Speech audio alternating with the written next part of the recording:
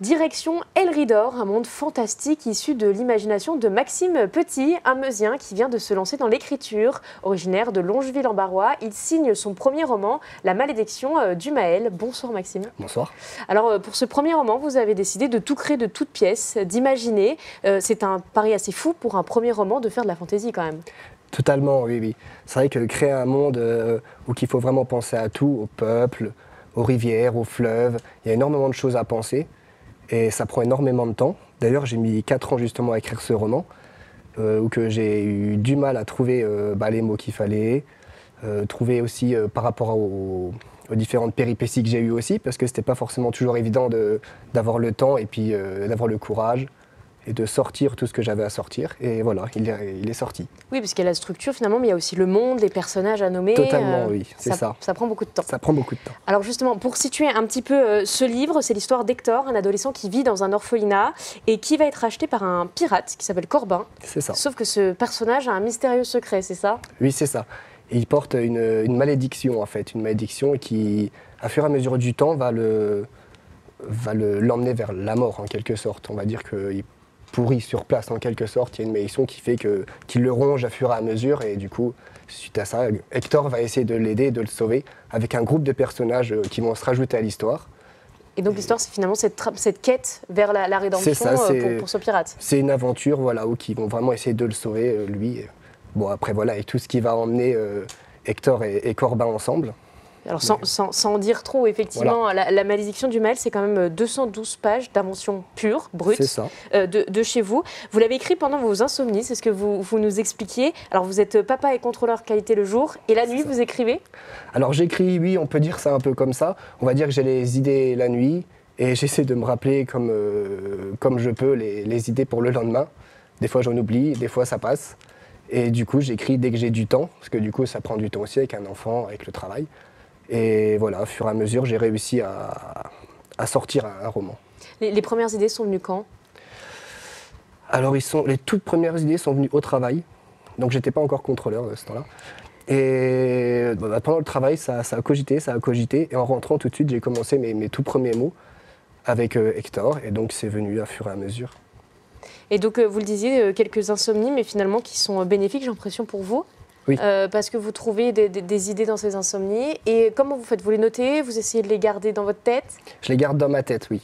C'est justement ça, parce que je sais en même temps de dormir, alors c'est compliqué. Et du coup, j'essaie de me rappeler pour le lendemain. Donc des fois, comme je disais, j'en oublie, mais j'essaie de faire au mieux. Alors justement, quelles sont vos inspirations? D'où vous est venue cette idée de créer Hector et Elridor, ce monde un peu fantastique? Alors moi, du coup, j'ai toujours été fan de fantastique. Tout ce qui est imagination, d'ailleurs j'ai toujours ma tête qui part un peu dans l'imaginaire. Du coup, quand j'étais plus jeune, je dessinais beaucoup, j'écrivais, je regardais des films fantastiques. Et j'écrivais même des petits textes que ça donnait pas grand-chose parce que j'avais peut-être pas encore la maturité pour. Et du coup, un jour, voilà, c'est venu et le lendemain, je me suis dit, allez, j'écris. Et bon, il y a eu beaucoup d'abandon parce que je perdais un peu courage. Ma conjointe m'a toujours relevé les épaules pour que je m'en sorte. Et que j'arrive enfin à sortir La malédiction du Maël. Donc vous disiez 4 ans d'écriture, mais finalement ça fait depuis longtemps que vous réfléchissez à ce roman. Oui, on peut dire ça comme ça.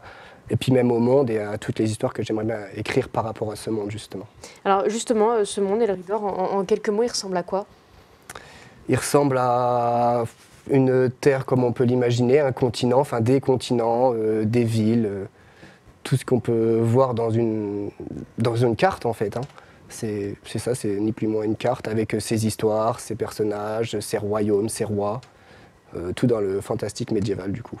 Et Hector, ce personnage que vous avez créé, pourquoi ça vous tenait à cœur d'avoir Hector, plutôt qu'un autre Alors je sais pas, le nom n'est pas venu tout de suite en plus, ça m'est venu comme ça, oui, on peut dire j'écrivais et Hector est venu. Et après Hector m'a guidé au fur et à mesure, plus que moi j'ai écrit, c'est plus lui qui m'a, c'est toujours étrange à dire, mais en fait, des fois, je voulais écrire quelque chose et ça partait complètement ailleurs. Et on a un peu toujours l'impression, en tant qu'écrivain, si je peux me permettre, qu'on se fait plus guider par le héros que nous qui écrivons son histoire. Oui, puisque vous développez sa psychologie au fur et à mesure. Et finalement, c'est Hector qui vous emmène jusqu'au bout de ce livre. Voilà. Alors, vous avez écrit ce premier roman, je disais, de 212 pages, qui est disponible depuis quelques temps, mais vous avez déjà d'autres idées pour un deuxième livre, peut-être une suite ou pas du tout? Alors ça rejoindrait le monde, ça se passerait donc sur Eryldor, après, donc on va dire une cinquantaine d'années après. Et ça serait plus un livre plus gros, plus adulte, parce que du coup c'est plus, plus des adultes qui l'ont lu, mais c'est plus ado, jeune ado, adulte quand même. Mais là il y aurait plus de guerre, plus de violence, plus de choses un peu plus adultes justement. Vous avez commencé à l'écrire, comment vous organisez maintenant votre travail? C'est pas évident, ça va que je travaille en 2 bits. Du coup, après entre les tâches ménagères comme tout le monde finalement, justement, donc j'essaie de trouver un peu du temps comme je peux dès que j'ai le temps. Et donc vous avez commencé à poser les premiers mots de ce futur livre? Voilà, à plusieurs chapitres même, oui. D'accord, donc une sortie bientôt, on pourrait l'espérer. J'espère.